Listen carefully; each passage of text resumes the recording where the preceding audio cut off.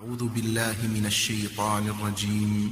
بسم الله الرحمن بسم الرحيم. الله الرحمن الرحيم والعصر إن الإنسان لفي خسر إلا الذين آمنوا وعملوا الصالحات وتواصوا بالحق وتواصوا بالصبر. صدق الله العلي العظيم. اعوذ باللہ من الشیطان الرجیم. بسم اللہ الرحمن الرحیم. الحمد لأہلہ والصلاة علی اہلہا. اللہم صلی علی محمد وآل محمد وعجل فرجہم. سورہ مبارک فاتحہ کو ہم اس کی خدمت میں محضر میں حاضر ہیں، اور ہم دیکھ رہے ہیں الکوثر فی تفسیر القرآن سے. لیکن ہماری ایک روٹین ہے کہ ہم شروع میں کچھ دیر خود قرآن مجید کے بارے میں بھی دیکھتے ہیں. مقدمہ قرآن کے نام سے اوپر ایک ٹیب ہے، اور کل ہم نے وہاں سے جو فضائل قرآن والا ٹاپک تھا، اس میں فضائل قرآن بزبان قرآن، اس کو ہم نے پڑھا تھا کہ خود قرآن مجید اپنے بارے میں کیا ارشاد فرما رہا ہے. اور اسی سلسلے میں ابھی ہم دیکھنے لگے ہیں تیسری آیت جو یہاں پہ بیان کی گئی تھی اس پیج کے اوپر. سورہ بقرہ کی آیت نمبر 231 ہے. اعوذ باللہ من الشیطان الرجیم، بسم اللہ الرحمن الرحیم. یہاں پہ ارشاد ہو رہا ہے پروردگار کا کہ وَاذْكُرُوا نِعْمَةَ اللَّهِ عَلَيْكُمْ وَمَا أَنزَلَ عَلَيْكُمْ مِنَ الْكِتَابِ وَالْحِكْمَةِ يَعِظُكُمْ بِهِ. ترجمہ یہ ہے کہ اور اللہ نے تمہیں جو نعمت عطا کی ہے اسے یاد رکھو، اور یہ بھی یاد رکھو کہ تمہاری نصیحت کے لیے اس نے تم پر کتاب اور حکمت نازل کی ہے. اور نصیحت کی ظاہر ہمیں معلوم ہے کہ ہر وقت ہر ایک کو ضرورت رہتی ہے، چاہے کوئی جتنا بھی جوانی سے ادھیڑ عمر میں چلا جائے، بوڑھا ہو جائے، مرد ہوں، خواتین ہوں، بچے ہوں، بچیاں ہوں، ہر ایج میں ہمیں نصیحت کی ضرورت ہے. اور قرآن مجید بہترین وعظ اور نصیحت کی کتاب ہے. اس کے بعد سورہ آل عمران کی آیت نمبر 138 کے اندر ارشاد ہو رہا ہے کہ ھذا بیان للناس وہدی وموعظۃ للمتقین.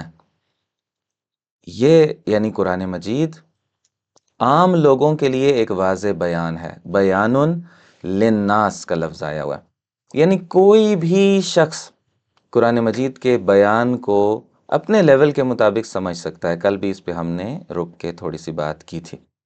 کوئی بھی شخص اس کو سمجھ سکتا ہے، واضح بیان ہے. اور اہل تقویٰ کے لیے کیا ہے؟ ہدایت ہے اور نصیحت ہے. بیان سب کے لیے ہے، لیکن اہل تقویٰ اس سے ہدایت بھی لے لیتے ہیں اور اس سے نصیحت بھی لے لیتے ہیں. بس یہاں سے ایک اور بھی بات پتہ چلتی ہے کہ تقویٰ جتنا زیادہ ہوگا، پرہیزگاری جتنی زیادہ ہوگی، اللہ کی اطاعت جتنی زیادہ ہوگی، قرآن مجید سے استفادہ کرنے کی صلاحیت اور کیپیبلٹی بھی ہمارے اندر زیادہ ہوگی. سورہ بنی اسرائیل کی آیت نمبر 88 ہے، 88 نمبر آیت کے اندر ارشاد ہو رہا ہے قُلْ لَئِنِ اجْتَمَعَتِ الْإِنسُ وَالْجِنُّ عَلَىٰ أَن يَأْتُوا بِمِثْلِ هَٰذَا الْقُرْآنِ لَا يَأْتُونَ بِمِثْلِهِ وَلَوْ كَانَ بَعْضُهُمْ لِبَعْضٍ ظَهِيرًا. قرآن مجید کا چیلنج ہے اس آیت کے اندر. اس کو تحدی کہا جاتا ہے عربک کی اصطلاح کے اندر. چیلنج، اگر کوئی اس جیسا لا سکتا ہے تو لائے. تو انہی چیلنج والی آیات میں سے ایک آیت یہاں پہ ہے. ترجمہ ہم یہاں سے پڑھتے ہیں اسی آیت کا جو میں نے تلاوت کی ہے. کہہ دیجئے اگر انسان اور جن سب مل کر اس قرآن کی مثل لانے کی کوشش کریں تو وہ اس کی مثل نہیں لا سکیں گے، اگرچہ وہ ایک دوسرے کا ہاتھ بٹائیں. یعنی دنیا ہدایت کی کتاب بھی ہے قرآن مجید، اور اس کی مثل بھی ہمیں پتہ چل گیا کہ دنیا میں کوئی اور کتاب نہیں ہے. تو کتنا اچھا ہے کہ ہم یہیں سے نصیحت لیں، یہیں سے ہدایت لیں اور قرآن مجید سے ہی سیکھیں. اب ہم آتے ہیں سورہ مبارک فاتحہ کی آیت نمبر 6 کی طرف، جس میں پروردگار کا ارشاد ہو رہا ہے. ہر روز پڑھتے ہیں ہم نمازوں کے اندر اہدنا الصراط المستقیم. دعا مانگی جا رہی ہے پروردگار سے کہ اے اللہ ہمیں سیدھے راستے کی ہدایت فرما. سب سے پہلے تشریح کلمات ہے. یہاں پہ دو لفظوں کی وضاحت یہاں پہ موجود ہے، ایک ہے ہدایت اور ایک ہے صراط.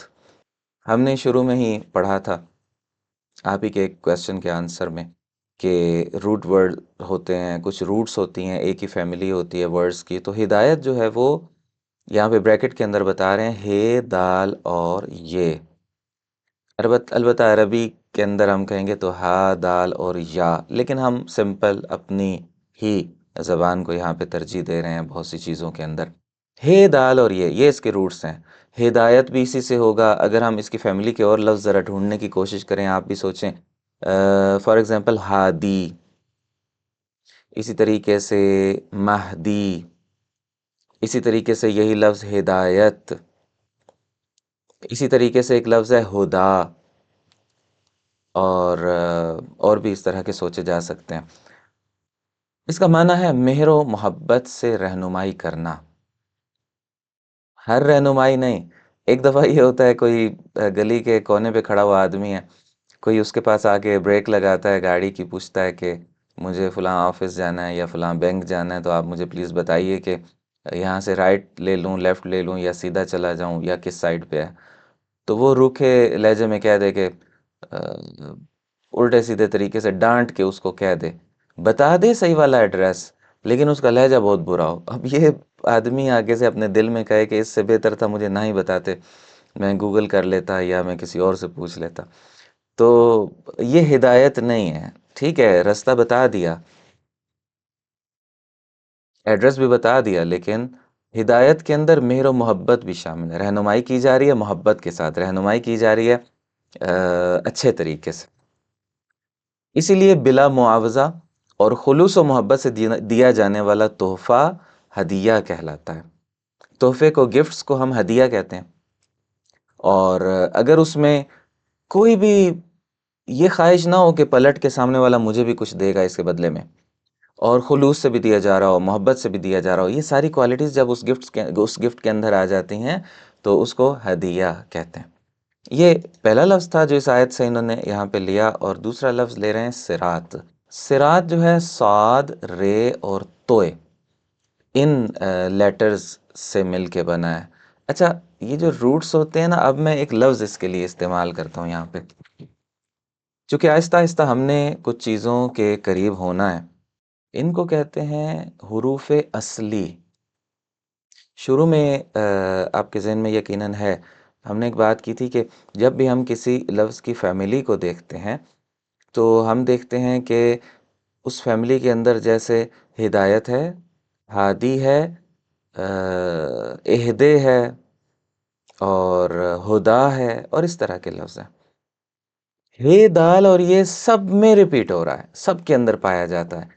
جو سب کے اندر پایا جاتا ہے، اور اس کے بغیر کوئی بھی اس فیملی کا ممبر نہیں تشکیل پا رہا ہے. کوئی بھی کلمہ، کوئی بھی صیغہ اس باب، اس فیملی کا، اس روٹ سے بنا ہوا نہیں بن پا رہا ہے، تو ان لیٹرز کو کہتے ہیں، ایک تو وہی روٹ ہوتا ہے نا، روٹ ہوتی ہے اس کی.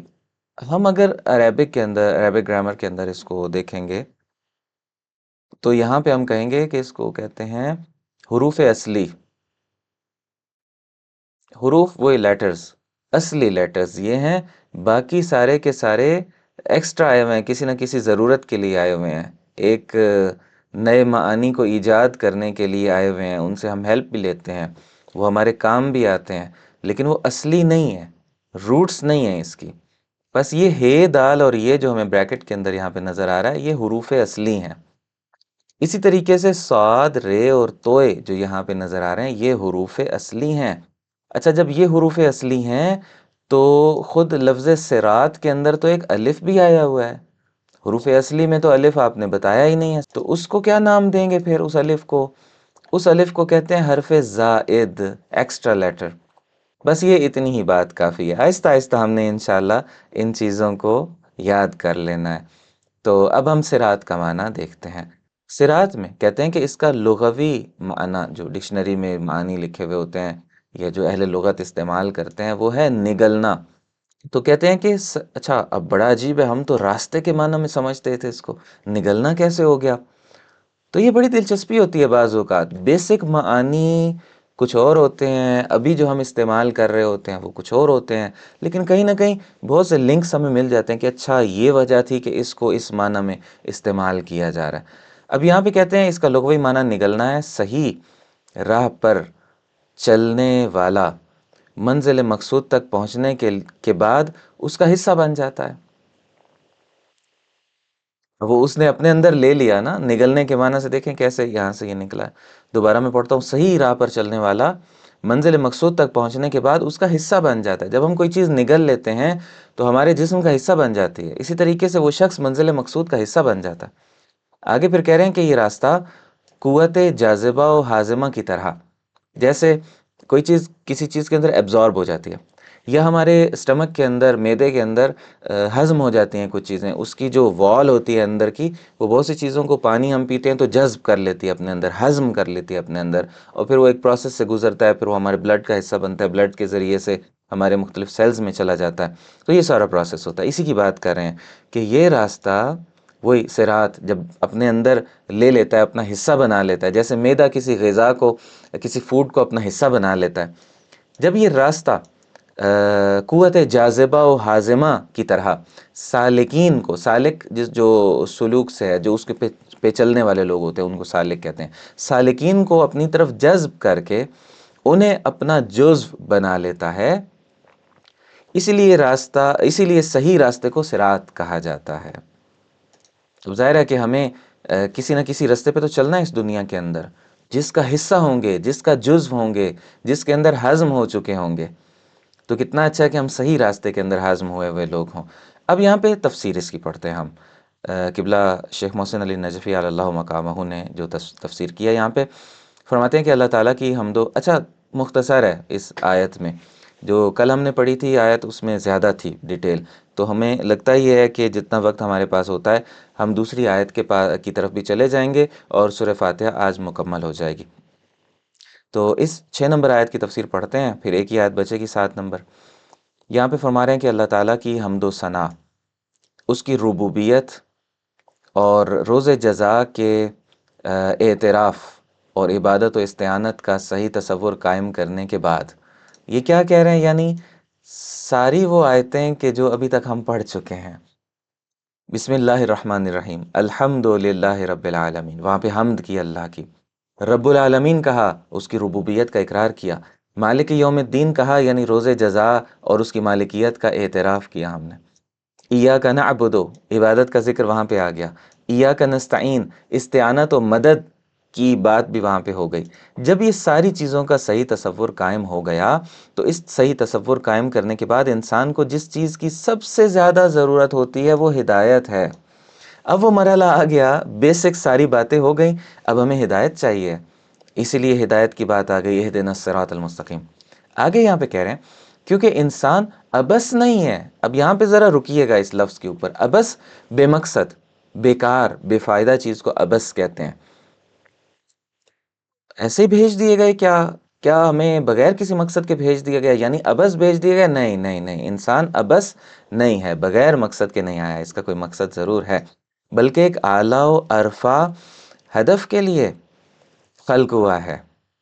اچھا، اب یہاں سے دوسری بات آ گئی، پہلی بات کیا تھی؟ ابس خلق نہیں ہوا، بے مقصد خلق نہیں ہوا، کسی ٹارگٹ کے بغیر اللہ نے اس کو نہیں بنایا۔ یعنی انسان کا کوئی ٹارگٹ ہونا چاہیے کہ مجھے وہاں پہنچنا ہے، اور اللہ بھی کہیں پہنچانا چاہتا ہے، بس جس زاویے سے بھی دیکھیں ہدف ہے۔ اس کے بعد کیا ہے؟ وہ ہدف کیا ہے؟ اعلیٰ اور عرفہ ہے، بہت اعلیٰ ہے، بہت رفعت سے، بلندی سے، بہت بلند ہدف ہے۔ اچھا، یہ دو باتیں ہو گئیں۔ اب دیکھیں، اب خالق پر لازم ہے کہ اس اعلیٰ ہدف کی طرف اس کی رہنمائی بھی کرے۔ یہ تیسرا لفظ یہاں پہ رہنمائی والا جڑے گا۔ دیکھیں، جو آرگومنٹ ہم کرتے ہیں نا، جس کو ہم کہتے ہیں استدلال ہم کرتے ہیں کسی چیز پر، تو اس کے کچھ مقدمات ہوتے ہیں، کچھ سٹیپس ہوتے ہیں جو ہمیں طے کرنے ہوتے ہیں، تب ہم رزلٹ تک پہنچتے ہیں۔ اب یہاں سے ہمیں 3 لفظیں لینی ہیں۔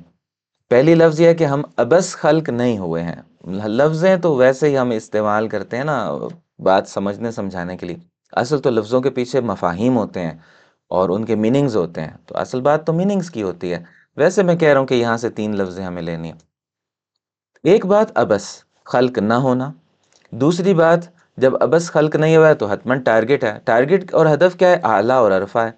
جب یہ باتیں ہیں تو تیسری چیز، اس ہدف کی طرف رہنمائی بھی تو پروردگار کرے گا نا جس ہدف کے لیے بھیجا انسان کو. بنا بریں جب یہ 3 نقطے ہمارے پاس آ گئے، 3 پوائنٹس ہمارے پاس آ گئے، بنا بریں یعنی ان 3 پوائنٹس کی بنیاد پر، ان کی بیس پر خالق کائنات نے خلقت سے پہلے ہدایت کا انتظام کیا ہے. یہ اب عجیب بات ہے، یہاں ایک ایک لفظ کے اوپر انسان رکے اور اس کو ایکسپلین کرے، اس کو سمجھنے کی کوشش کرے، اور واضح ہے آپ کے لیے، ویسے ضرورت کے تحت ان کو یعنی دوبارہ سے بیان کیا جائے. اس جملے کو میں دوبارہ پڑھوں گا، اس سے پوائنٹ لینا ہم نے. بنا بریں، بنا بریں سے پوائنٹ ہم نے لے لیا کہ وہ جو 1 2 3 نقطے ہم نے پیچھے پڑھے تھے ان کی بیس پر اب یہ نتیجہ لینے لگے. بنا بریں خالق کائنات نے خلقت سے پہلے ہدایت کا انتظام کیا ہے. ہدایت تو ضروری تھی نا، ہدایت کا انتظام بھی کیا ہے. اور کب کیا ہے؟ یہ پوائنٹ بھی ساتھ لینا ہے ہم نے، خلقت سے پہلے. اللہ تعالیٰ، یہاں میں ایک نقطہ کہتا ہوں، اللہ تعالیٰ کا نظام ایسا ہے، وہ ذات ایسی ہے، وہ ہستی ایسی ہے کہ وہ بیماری، ہمارا امتحان لینے کے لیے کسی بھی وجہ سے بیماری بعد میں بنتی ہے، علاج پہلے سے ہوتا ہے. کسی نہ کسی جڑی بوٹی کے اندر علاج ہوتا ہے، کسی نہ کسی کیمیکل کے اندر علاج ہوتا ہے، کہیں نہ کہیں اس بیماری کا علاج ہوتا ہے. ہم نے اس کو ایکسپلور نہیں کیا ہوتا ہے، یہ ہماری کمی ہے. تو علاج ہوتا ہے، پھر بیماری آتی ہے. اسی طریقے سے اللہ تعالیٰ نے ہدایت لینے کا حکم بعد میں دیا ہے، پہلے ہادی بنائے. علم حاصل کرنے کی ذمہ داری بعد میں لگائی ہے، پہلے علم دینے کے لیے معلمین سے وعدہ پہلے لیا ہے کہ آپ علم دیں گے. ہدایت لینے کی ذمہ داری بعد میں لگائی ہے، پہلے ہادی بنائے ہیں، ہدایت کا نظام بنایا ہے، ان کے ذمے لگایا ہے کہ کسی کو ہدایت چاہیے ہوگی تو آپ اس کو دیں گے، نہیں بھی چاہیے ہوگی تب بھی آپ ضرورت محسوس کریں گے تو اس کو ہدایت دیں گے. بس یہ پہلے نظام اللہ تعالیٰ بناتا ہے، بعد میں وہ کام ہم سے کہتا ہے. اسی کے حوالے سے یہاں پہ ایک کتاب کا یہاں پہ ذکر ہے، تعویل الآیات ظاہرہ، جس کے اندر سے یہ روایت لائی جا رہی ہے صفحہ نمبر 430 سے، لولاک لما خلقت الافلاک. حدیث قدسی ہے. یہاں پہ ایک جملہ میں کہہ دوں، حدیث اور حدیث قدسی میں کیا فرق ہوتا ہے اور قرآن میں کیا فرق ہوتا ہے. حدیث حضرت محمد مصطفیٰ صلی اللہ علیہ وآلہ وسلم کی بات ہوتی ہے، یا ائمہ معصومین علیہ الصلوۃ والسلام کی بات ہوتی ہے ہمارے مکتب کے اعتبار سے. سمپل کہہ رہا ہوں، پھر اس میں سنت ہے، حدیث ہے، ان میں فرق کیا، ابھی اس طرف میں نہیں جا رہا ہوں. ایک ہوتی ہے اللہ تعالیٰ کی بات جو قرآن مجید میں آئی ہوئی ہے، وہ قرآن مجید ہے. ایک اور بات بھی ہے، تیسری کیٹیگری ہے، جو اللہ تعالیٰ کی بات ہے لیکن قرآن مجید میں نہیں آئی ہوئی ہے. اس بات کو کہتے ہیں حدیث قدسی. یہ بھی اللہ تعالیٰ کی بات ہے. اللہ تعالیٰ فرما رہا ہے حدیث قدسی میں، لولاک، اے محمد صلی اللہ علیہ وآلہ وسلم، اے پیکر ہدایت. اب یہاں پہ یہ لے کے آئے ہیں اس کو، اگر میں نے انسانوں کی رہنمائی اور ہدایت کے لیے تجھے نہ چنا ہوتا تو میں افلاک کو پیدا ہی نہ کرتا. اب یہ لفظوں سے نہیں ہے ترجمہ، لیکن بہرحال یہ ترجمہ، یہ معنی درست ہے اس کا کہ لولاک، اگر آپ نہ ہوتے تو لما خلقت الافلاک، میں ان افلاک کو خلق نہ کرتا. جی آپ کے سوال کی طرف میں آ رہا ہوں. جی حدیث قدسی کا جو ہے اس میں بھی کیا شیعہ اسکول آف تھاٹ اور سنی اسکول آف تھاٹ میں الگ الگ ڈس ایگریمنٹس ہیں کہ یہ حدیث قدسی ہے یا نہیں ہے، یا عام طور پہ اس کے پر فل ایگریمنٹ ہوتا ہے؟ سند کے اعتبار سے تو اس میں ہو سکتا ہے اختلاف ہو، چونکہ ہم جب بھی قرآن مجید کے علاوہ کسی چیز کو لیتے ہیں، قرآن مجید کی سند کے اندر، سند یعنی اس کی اوتھینٹسٹی کہ کن سورسز سے ہمارے تک پہنچا یہ وہی قرآن ہے یا اس میں کوئی کمی بیشی تو نہیں ہو گئی ہے. قرآن مجید کے حوالے سے سند میں کوئی ہمیں اشکال نہیں ہے، بالکل متواتر ہے، تواتر کے ساتھ ہم تک پہنچا ہوا ہے. لیکن حدیث کے اندر ہمارے پاس یہ قانون موجود ہے کہ ہم اس کی اوتھینٹسٹی چیک کرتے ہیں، یا ہم اس کے بارے میں دیکھتے ہیں کہ یہ خود کلام معصوم علیہ الصلوۃ والسلام ہے یا نہیں ہے. حدیث قدسی بھی اسی طریقے سے ہے. قرآن مجید میں چونکہ نہیں ہے تو اب اس کی اوتھینٹسٹی دیکھنی پڑے گی، راوی کون ہے، کس کتاب میں آئی ہوئی ہے، معتبر ہے نہیں ہے. ہمارا وہ جو پورا اسکول آف تھاٹ ہے، پورا جو اسلام نے ہمیں سوچنے کا، تفکر کا ایک سسٹم دیا ہوا ہے، اس کے اندر بیٹھتی ہے یا نہیں بیٹھتی ہے، کسی واضح اور 2 2 4 کی طرح کلیئر تعلیمات کے ساتھ ٹکراتا تو نہیں ہے وہ میننگ. تو یہ ساری چیزیں ہم وہاں پہ بھی دیکھتے ہیں. تو ابھی ہم یہاں پہ آتے ہیں لولاک لما خلقت الافلاک، اگر آپ نہ ہوتے تو میں ان افلاک کو خلق ہی نہ کرتا۔ ہادی ہیں رسول اللہ صلی اللہ علیہ وسلم، یہ ہمیں الگ سے پتہ ہے، وہ بات بھی ساتھ ایڈ کرنی پڑے گی۔ اور یہ بھی ساتھ اس روایت سے پتہ چل گیا کہ ہدف جو ہے خلقت کا اور پھر ہادی کا تخلیق پانا، نور محمد صلی اللہ علیہ وسلم ظاہر ہے تخلیق پایا تھا۔ تو یہ ساری چیزیں آپ اپنے ذہن میں جوڑیں گے تو بات وہ آ جائے گی کہ ہدایت جب لینی ضروری ہے تو اللہ نے ہادی کا انتظام بھی کیا ہے۔ یہاں سے آگے ہم چلتے ہیں۔ صراط سے حرکت اور روانی کا تصور بھی قائم ہو جاتا ہے۔ حرکت یعنی ہماری وہاں موومنٹ ہونی ہے، ہم نے ایک جگہ سے دوسری جگہ پہ جانا ہے۔ روانی کیا ہے؟ یعنی بیچ میں ہرڈلز بھی نہیں ہونی چاہیے، تبھی تو انسان جا سکے گا نا۔ جیسے آج کل ہوتا ہے کنٹینرز لگا کے رستے بلاک کر دیے جاتے ہیں، تو روانی نہیں ہے نا وہاں پہ۔ اب وہ بندہ یہاں سے وہاں تک نہیں جا پا رہا ہے، موٹر وے بند کی ہوئی ہے، فرض کریں کسی بھی وجہ سے، کوئی ظاہر ہے کہ ضرورت ہوگی تو بند کی ہوئی ہے، تو وہاں روانی نہیں ہے۔ روانی کیا ہوتی ہے؟ حرکت بھی ہو رہی ہے، موومنٹ بھی ہو رہی ہے اور رواں بھی ہے، جا بھی رہا ہے انسان، کوئی ہرڈلز نہیں ہے راستے میں، یعنی مومن قدم بقدم منزل کی طرف بڑھ رہا ہے۔ اس کے بعد آگے کہہ رہے ہیں کہ یا ایہا الانسان انک کادح الی ربک کدحا فملاقیہ۔ اب اس صحیح راستے پر، اس صراط کے اوپر چلنے کی بات بھی آ گئی یہاں پہ نا، سورہ انشقاق کی آیت نمبر 6 کے اندر، اے انسان تو مشقت اٹھا کر یقیناً اپنے رب کی طرف جانے والا ہے۔ کادح کا مطلب یہ ہوتا ہے کہ جیسے تیسے ہو، محنت کر کے مشقت کر کے چلا ہوا ہے وہ، تو اس لیے یہ مشقت کا سارا یہ کادح کے اندر سے لفظ آیا، کادحن سے۔ پھر اس سے ملنے والا بھی ہے، فملاقی، ملاقات بھی ہوگی۔ اس کا مطلب یہ ہے کہ یہ صراط خالی بنانے نہیں دیا گیا ہے، اس پر چلنا بھی ہے اور چلنے کے لیے بنایا گیا۔ اور یہاں پہ اب ہم پڑھتے ہیں اس کو کہ مستقیم سے اس راہ میں پیش آنے والی مشکلات کا اندازہ ہوتا ہے کہ راستہ کٹھن اور دشوار گزار ہے، کیونکہ صراط مستقیم کے مقابلے میں صراط منحرف ہے، یعنی اور راستے بھی ہیں۔ غلطی سے ہم کہیں کوئی ایسا چوراہا آئے جس سے کہیں دائیں بائیں نہ ہو جائیں، جس سے بچنے کے لیے ادھر ادھر نہ چلے جائیں ہم، اور پیرالل میں ایسے بنائے ہوئے ہیں کہ لگتا ہے بالکل پیرالل میں ایک ہی سائڈ پہ جا رہے ہیں، ساتھ ساتھ چل رہے ہیں، ادھر نہیں تو ادھر چل لیں گے، ایک ہی جگہ تو جا رہے ہیں۔ تو ہوتا ہے بعض اوقات انسان کہتا ہے کہ چلیں اب وہ ٹریک لے لیتے ہیں، جہاں تو ایک لینز جو ہوتی ہیں جو ایک ساتھ چل رہی ہوتے ہیں، بالکل یوں بنایا ہوا ہے۔ شبہ، یہ سارا شبہ ہے۔ شبہ کو شبہ کہتے اسی لیے ہیں کہ وہ حق جیسا لگنے لگتا ہے۔ وہ منحرف رستہ بھی اسی طریقے سے ہے، شیطان نے جو بنایا، حق جیسا لگنے لگتا ہے، لوگ چل پڑتے ہیں اس کے اوپر، سمجھتے ہیں کہ یہ ہمیں منزل تک پہنچا دے گا۔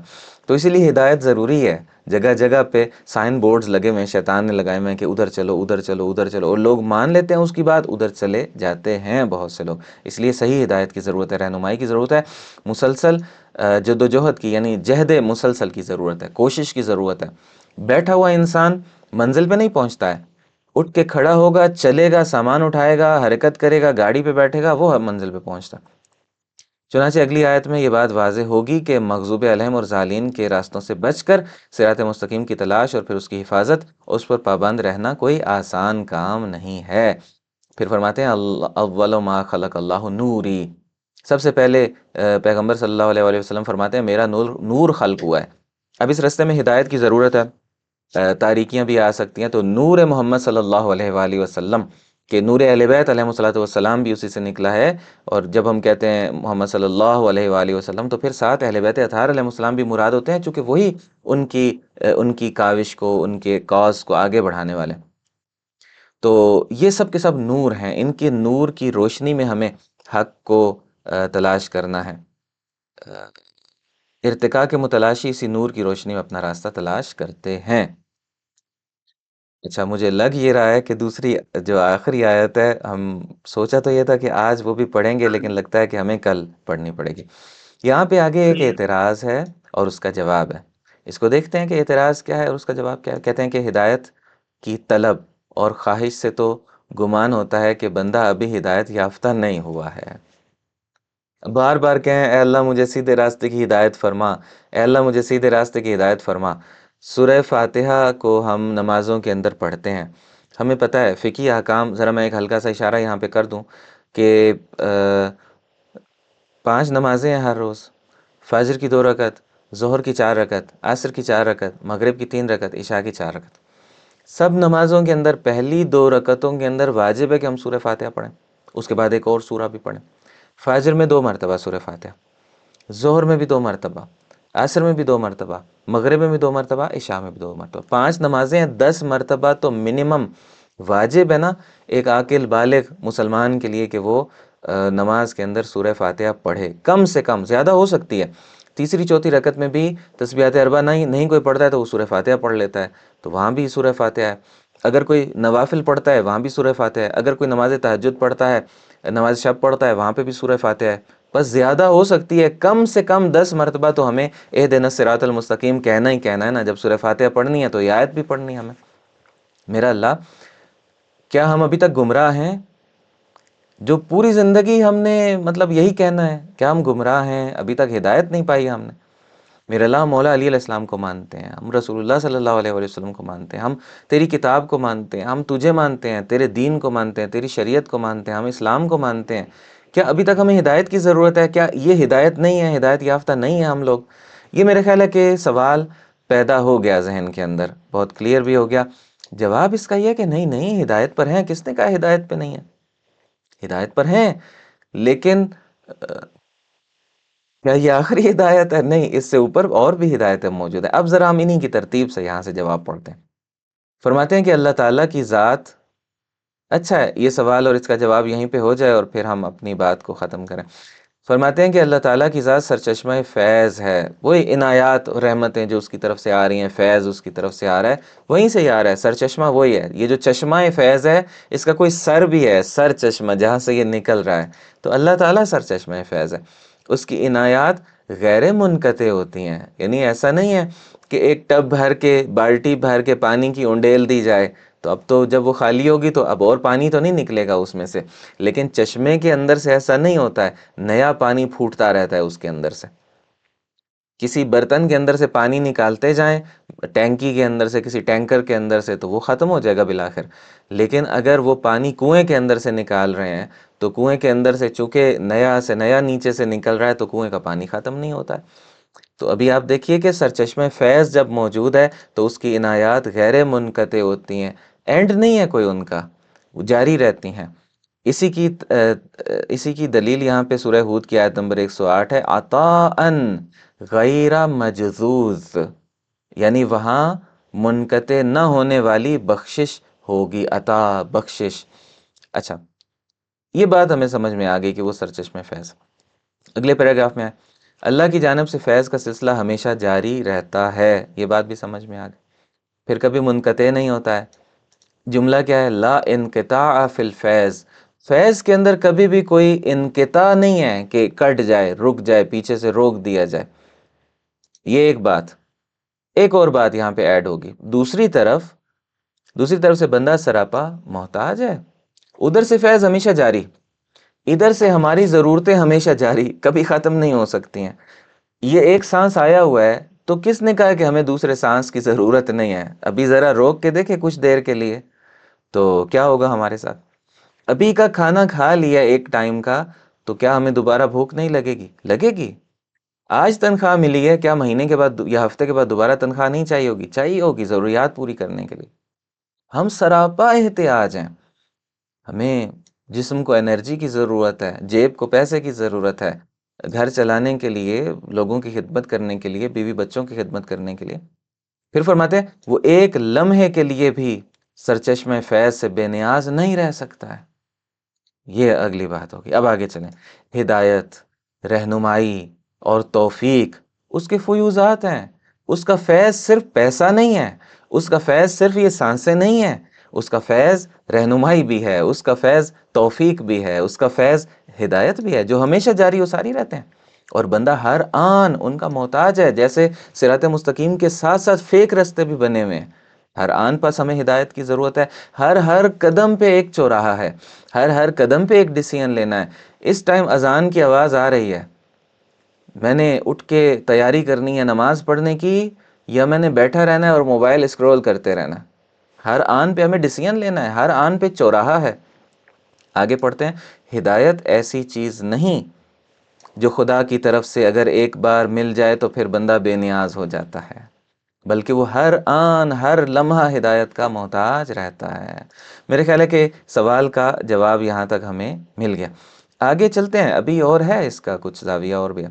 پھر کہتے ہیں بندے کا ہر آن ہر لمحہ اللہ کی رحمت و ہدایت کا محتاج ہونا اس دعائے جملے سے واضح ہو جاتا ہے۔ ایک دعا کا جملہ یہاں پہ لے کے آ رہے ہیں جس کا ذکر رسول اللہ صلی اللہ علیہ وآلہ وسلم اور ائمہ اہل بیت علیہ السلام نے اپنی دعاؤں میں نہایت اہتمام کے ساتھ کیا ہے اور کیا کرتے تھے۔ وہ معروف دعا ہے جو یہاں ابھی سامنے ہم دیکھ رہے ہیں، اصول کافی سے لے کے آئے ہوئے ہیں، رب لا تکلنی الی نفسی طرفت عین ابدا۔ اب کم سے کم بھی اس کا ایک ہدف یہ تو ہے نا کہ ہمیں دعا کا سلیقہ سکھایا جا رہا ہے اس طریقے سے۔ کیا ترجمہ ہے؟ میرے مالک، رب کا ہے نا، رب مالک ہی ہوتا ہے نا، میرے مالک مجھے کبھی بھی چشم زدن کے لیے، یعنی پلک جھپکنا جو ہوتا ہے، آنکھ کھلی ہے پلک جھپکتے ہیں ہم، بہت ہی کم سیکنڈ سے بھی پہلے ہم آنکھ جھپکتے ہیں، پلک جھپکتے ہیں، اس چشم زدن کے لیے اپنے حال پر نہ چھوڑنا، یعنی اتنی دیر کے لیے بھی ایسا نہ ہو کہ تو مجھے میرے حال پہ چھوڑ دے، بلکہ تو ہی میرے معاملات کو جو ہے وہ دیکھتا رہے، فیض پہنچاتا رہے، اپنے اس پہ مجھے اپنی بھلائی سے نوازتا رہے مجھے۔ آگے کہہ رہے ہیں بھلا جس سے اللہ نے ہاتھ اٹھایا ہو اسے کون ہدایت دے سکتا؟ اللہ ہاتھ اٹھا لے، ایک لہجے کے لیے چھوڑ دے اپنے حال پہ کسی کو، تو پھر کون اس کو ہدایت دے سکتا ہے؟ سورہ جاسیہ کی آیت نمبر 23 میں تو یہ آ رہی ہے بات، فَمَن يَهْدِيهِ مِن بَعْدِ اللَّهِ أَفَلَا تَذَكَّرُونَ، بس اللہ کے بعد اب اسے کون ہدایت دے گا؟ کیا تم نصیحت حاصل نہیں کرتے؟ یعنی کوئی ہدایت نہیں دے سکتا ہے اللہ اگر ہاتھ اٹھا لے۔ اچھا، اب یہاں سے یہ سوال پیدا ہو سکتا ہے کہ مولا علی علیہ السلام تو ہدایت دے سکتے ہیں، رسول اللہ صلی اللہ علیہ وآلہ وسلم تو ہدایت دے سکتے ہیں۔ جواب یہ ہے کہ اللہ کی ہدایت کے سسٹم کا حصہ ہیں، یہ اللہ کی طرف سے ہادی ہیں۔ اللہ نے ہاتھ اٹھایا، اس کا مطلب ہے کہ انہوں نے بھی ہاتھ اٹھا لیا۔ آگے پڑھتے ہیں۔ روایت ہے کہ حضرت علی علیہ السلام اسی آیت کی تفسیر میں ارشاد فرماتے ہیں، تفسیر امام حسن عسکری علیہ السلام سے بھی یہ ہے اور بحار الانوار سے بھی ہے یہ روایت، جس کا ترجمہ میں پڑھ رہا ہوں کہ خدا بندہ اپنی عطا کردہ توفیق کو برقرار رکھ، جس کی بدولت ہم نے ماضی میں تیری اطاعت کی ہے، یعنی ماضی میں جتنی بھی ہم نے اطاعت کی ہے تیری توفیق سے ہی کی ہے نا، تاکہ ہم آئندہ بھی تیری اطاعت کرتے رہیں۔ اب یہ توفیق برقرار رہے گی تو پچھلی اطاعت اسی توفیق کی وجہ سے تھی، اگلی اطاعت بھی تبھی کر پائیں گے جب توفیق ہوگی۔ اس کے بعد دوسرا جواب، یہ ایک جواب تھا اس سوال کا کہ کیا ہم ہدایت پہ نہیں ہیں، کیا ہم گمراہ ہیں، ہمیں بار بار ہدایت چاہیے، تو اس کا مطلب یہ ہے کہ ابھی تک تو ہدایت پہ ہیں، اگلے قدم کا کوئی پتہ نہیں ہے نا، تو اگلے قدم کے لیے تو چاہیے ہوگی، ہر جگہ پہ ایک چوراہا ہے، ہر جگہ پہ ایک ڈیسیژن لینا ہے، ہر جگہ پہ گمراہ کرنے کے لیے رہزن موجود ہے، گھات لگا کے بیٹھا ہوا ہے۔ یہ پہلا جواب مکمل ہو گیا۔ اب کہہ رہے ہیں دوسرا جواب، اور یہاں پہ ہماری بات بالکل آخری اہم نکات تک پہنچ گئی، اور جب اہم نکات آتے ہیں یا اہم نکات تو ہمیں پتہ ہے کہ وہاں پہ بات کو سمیٹ دیتے ہیں، وہ ایک لحاظ سے خلاصہ ہوتا ہے پچھلی ساری گفتگو کا۔ تو ہم اپنے اختتام کے بالکل قریب ہیں۔ دوسرا جواب یہ دیا گیا ہے کہ ہدایت کے درجات ہوتے ہیں، اور ہر درجے پر فائز مسلمان بالا تر درجہ ہدایت کے لیے دعا کر سکتا ہے، یعنی ہم ابھی بھی ہدایت پر اگر ہیں تو کوئی رکاوٹ نہیں ہے کہ ہم اس سے اگلے لیول کی ہدایت کی دعا پروردگار سے مانگیں، اور یہ درجات ہو سکتے ہیں اور ہیں، ایک سے زیادہ اگلا درجہ، اس سے اگلا درجہ، علم کے درجات ہیں اور لیولز ہیں، فوق کل ذی علم علیم۔ اسی طریقے سے ایمان کے درجات ہیں، یا ایھا الذین آمنوا آمنو، اے وہ لوگو جو ایمان لائے ہو ایمان لے آؤ۔ اب یہ تو ایمان لا چکے ہیں تو کیا مطلب ایمان لے کے آئیں؟ مطلب ہے کیونکہ جس لیول کا آپ ایمان لے کے آئے ہیں، اللہ کی ذات تو لامحدود ہے نا، جس کی طرف ہم نے سفر کرنا ہے، جس کا قرب حاصل کرنا ہے، کبھی بھی یہ سفر ختم نہیں ہو سکتا ہے، آگے سے آگے بڑھتے جائیں گے لیکن ختم نہیں ہوگا، جتنی بھی زندگی ہے اور آگے بڑھ سکتے ہیں اور آگے بڑھ سکتے ہیں۔ تو جہاں تک ایمان لا چکے ہیں، اس سے اگلے ایمان کے لیے ہمیں کہا جا رہا ہے کہ یا ایھا الذین آمنو، اے وہ لوگو جو ایمان لائے ہو، یعنی جس بھی ایمان کے درجے پر ہو، آمنو یعنی اب اگلے لیول کا ایمان لے کے آؤ۔ ہدایت بھی اسی طریقے سے کہ ہم جس درجے پر فائز ہیں اس سے بالا تر کی ہدایت کی ہمیں ضرورت ہے۔ سورہ محمد صلی اللہ علیہ وآلہ وسلم، چونکہ آقا کے نام پہ ہی سورہ کا نام ہے اس لیے میں نے درود بھیجا۔ 17 نمبر آیت کے اندر پروردگار کا ارشاد ہو رہا ہے، وَالَّذِينَ اهْتَدَوْا زادہم ہدا وآتاہم تقواہم۔ ترجمہ، اور جن لوگوں نے ہدایت حاصل کی، یعنی کیا مطلب ہدایت پہ ہے نا، حاصل کر چکے ہیں، جن لوگوں نے ہدایت حاصل کی اللہ نے ان کی ہدایت میں اضافہ فرمایا۔ اس کا مطلب ہے اضافہ پاسبل ہے، جس ہدایت پہ کھڑے ہیں اس سے اگلے لیول کی ہدایت پاسبل ہے۔ پھر آگے فرما رہے ہیں اور انہیں ان کا تقوی عطا کیا۔ کنکلوژن اور گفتگو کو سمیٹنے کی طرف بڑھ رہے ہیں۔ اہم نکات۔ پہلا نقطہ، بندے کو اللہ تعالیٰ کی مدد کی سب سے زیادہ ضرورت ہدایت کے مسئلے میں ہوتی ہے۔ پیسے سے بھی زیادہ ہدایت چاہیے، صحت سے بھی زیادہ ہدایت چاہیے۔ صحت کیا ہوگی؟ کتنی بگڑے گی، اتنی بگڑے گی کہ بالآخر اس بیماری کی وجہ سے ہماری ڈیتھ ہو جائے گی، جان جائے گی نا، ہماری روح تو کہیں نہیں گئی ہے، ہمارا وہ وجود تو کہیں نہیں گیا ہے کہ جس نے ہمیشہ زندہ رہنا ہے۔ اگر خدا نہ خواستہ وہ جہنم میں چلا گیا تو کیا ہوگا؟ بس ایک طرف اگر معاملہ دائر ہو جائے کہ ہمارے پاس صرف دو آپشن ہیں کہ ایک طرف ہم اپنی موت کو قبول کر لیں اور ایک طرف ہدایت، تو ہم کیا کہیں گے کہ ٹھیک ہے میرے اللہ، ہمیں موت قبول ہے، ہدایت کو ہاتھ سے نہیں جانے دیں گے تاکہ آخرت خراب نہ ہو جائے۔ لیکن کتنا ہی اچھا ہے، کتنی عنایت ہے پروردگار کی کہ ہدایت بھی ملی رہے اور یہ باقی نعمتیں بھی انسان کو ملی رہیں، تو وہ کتنا خوش قسمت ہے انسان۔ ابھی اسی جملے کو میں دوبارہ پڑھتا ہوں، پہلے جملے کو۔ بندے کو اللہ تعالیٰ کی مدد کی سب سے زیادہ ضرورت ہدایت کے مسئلے میں ہے، یعنی صحت کے لیے بھی مدد کی ضرورت ہے لیکن اس سے بھی زیادہ ہدایت، رزق کے لیے مدد کی ضرورت ہے اس سے بھی زیادہ ہدایت کی ضرورت ہے۔ بس کمپیریزن ہر چیز سے کرتے جائیں، ہدایت کا پلڑا بھاری ہوگا۔ اب کوئی یہ سوال پوچھ سکتا ہے، ذہن میں آ سکتا ہے، میں خود ہی اٹھا دیتا ہوں یہاں پہ سوال، کہ یہ کمپیریزن جو آپ کرتے چلے جا رہے ہیں کہ صحت کی بھی ضرورت ہے اس سے زیادہ بڑھ کے ہدایت کی ضرورت ہے، پیسے کی بھی ضرورت ہے اس سے زیادہ بڑھ کے ہدایت کی ضرورت ہے، یہ کرتے کرتے کرتے کرتے بہت اوپر آ جائیں آپ کہیں کہ ہمیں مولا علی علیہ السلام کی ضرورت ہے، نعوذ باللہ نعوذ باللہ، کیا یہ جملہ درست ہے یہاں پہ جو میں پہلی چیزوں کے لیے بول رہا تھا کہ اس سے بھی بڑھ کے ہمیں ہدایت کی ضرورت ہے؟ نہیں، مولا علی علیہ السلام ہی ہدایت ہیں۔ یعنی جب ہم کہہ رہے ہیں نا ہمیں مولا علی علیہ السلام کی ضرورت ہے، تو ہم دوسرے لفظوں میں یہی کہہ رہے ہیں ہمیں ہدایت کی ضرورت ہے۔ تو یعنی کیا؟ اب یہ جملہ میں صحیح کرتا ہوں یہاں پہ، یعنی ہمیں صحت کی ضرورت ہے لیکن اس سے بڑھ کے ہمیں مولا علی علیہ السلام کی ضرورت ہے۔ ہمیں رزق کی ضرورت ہے لیکن اس سے بھی بڑھ کے ہمیں مولا علی علیہ السلام کی ضرورت ہے، چونکہ مولا کی ولایت ہی سب سے بڑا رزق ہے، سب سے بڑی ہدایت ہے۔ رسول اللہ صلی اللہ علیہ وسلم، مولا علی علیہ السلام، ائمہ اطہار علیہ السلام، امام حسین علیہ السلام، امام زمانہ علیہ السلام، خود پروردگار کی ذات جس کی طرف سے یہ ہادی آئے ہوئے ہیں، خود قرآن مجید جس کے محضر میں ہم حاضر ہیں، یہ سب کا سب ہدایت ہے۔ نمبر 2، مومن کا تصور حیات۔ جی آپ بات کیجئے۔ ہمیں ایک چیز بتا رہی ہے کہ یہ جو چیز ہے ہدایت، کئی جگہ ہوتا ہے کہ خدا جس کو چاہتا ہے ہدایت دیتا ہے، ٹھیک ہے؟ تو بالکل اب صحیح۔ اس میں ہم کسی سے بھی بات کریں یا کسی کرو تو at the end of the day ہم یہی کہہ سکتے ہیں کہ بھائی ہدایت اللہ کی طرف سے، میں جو بھی کوشش کر سکتا ہوں کہ میں نے یا ایٹ لیسٹ پیغام پہنچا دیا ہے اپنی طرف سے جو بھی ہے، یا ایون میں وہ بھی نہ کروں، میں کہوں بھائی ہدایت تو اللہ تعالیٰ کی طرف سے، اللہ تعالیٰ اگر چاہے گا اس آدمی کو ہدایت دے گا۔ تو اس کے بارے میں آپ کا کیا ویو ہے؟ یہ بات درست ہے کہ ہدایت اللہ کی طرف سے ہے، اور یہ بات بھی درست ہے کہ ہماری چوائس کا ٹھیک ٹھاک عمل دخل اللہ نے ہی رکھا ہے، چونکہ بہت سے لوگ جو جہنم میں چلے جائیں گے وہ تو کہہ سکتے ہیں نا پھر کہ ہمیں تو اللہ نے ہدایت دی ہی نہیں، بعض کو دے دی بعض کو نہیں دی، تو اسی ہدایت کے نتیجے میں بہت سے جنت میں چلے گئے، ہم جہنم میں آ گئے، ہمارا کیا ہے؟ ہمارے پاس تو چوائس ہی نہیں تھی، کیا قصور ہے ہمارا؟ تو یہ مسئلہ پیش آ جائے گا۔ ہدایت اللہ ہی کی طرف سے ہے لیکن اللہ نے اس کے لیے سسٹم رکھا ہے۔ اللہ تعالیٰ زبردستی ہدایت نہیں دیتا ہے، دعوت دیتا ہے۔ انبیاء کو اس لیے بھیجا، کتابوں کو اس لیے بھیجا، اور ائمہ اطہار علیہ الصلوۃ والسلام کو اس لیے بھیجا کہ امتحان ہی یہی ہے کہ ان کی دعوت پر لبیک کون کہتا ہے، اپنی چوائس کے ساتھ، اپنے اختیار کے ساتھ۔ تو اس طریقے سے اس کا ہے، اور بھی اس کے پہلو ہیں بہت سے، فی الحال ابھی شارٹ یہیں تک میں اس کو رکھ رہا ہوں۔ اچھا، تیسرا نقطہ، دوسرا نقطہ، مومن کا تصور حیات راہ مستقیم کی رہنمائی کے لیے دعا کرنے سے ہی متعین ہوتا ہے۔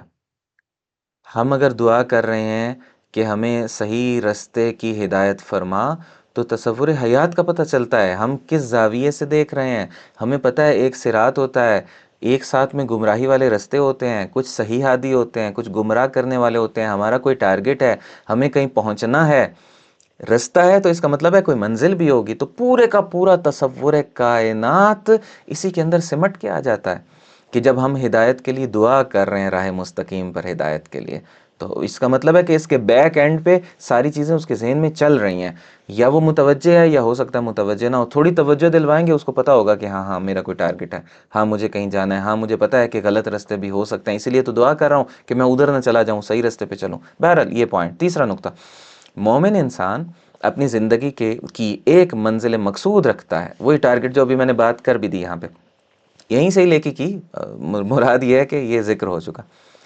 مومن انسان اپنی زندگی کی ایک منزل مقصود رکھتا ہے جس تک پہنچنے کے لیے ہدایت اور رہنمائی ضروری ہے۔ اور آخری نقطہ، انسان کون؟ انسان مومن کیا ہوتا ہے؟ متحرک اور رواں دواں ہوتا ہے۔ جب صراط کی بات ہے تو اس پہ چلنا بھی ہے نا، خالی صراط تو ہمیں نہیں پہنچائے گا نا خود سے کہیں پہ جب تک ہم اس پہ گامزن نہیں ہوں گے، اس لیے اسے ہر آن رہنمائی کی ضرورت ہوتی ہے۔ جب چلنا ہے تو رہنمائی چاہیے ہے، کوئی روڈ میپ اس کو چاہیے، کیونکہ اگر انسان جمود و سکوت کی حالت میں ہو، جمود یعنی جامد بیٹھا ہوا ہے، سکوت یعنی بالکل خاموش بیٹھا ہوا ہے، نہ کچھ کہہ رہا ہے، نہ بول رہا ہے، نہ چل رہا ہے، نہ جا رہا ہے، تو اس کے لیے کسی رہنمائی کی ضرورت پیش ہی نہیں آتی ہے۔ جب جانا ہی کہیں نہیں ہے تو رستہ ہی کیا پوچھنا ہے اس کو۔ وصلی اللہ علی محمد وآلہ الطاہرین، اللہم صلی علی محمد وآل محمد وعجل فرجہم۔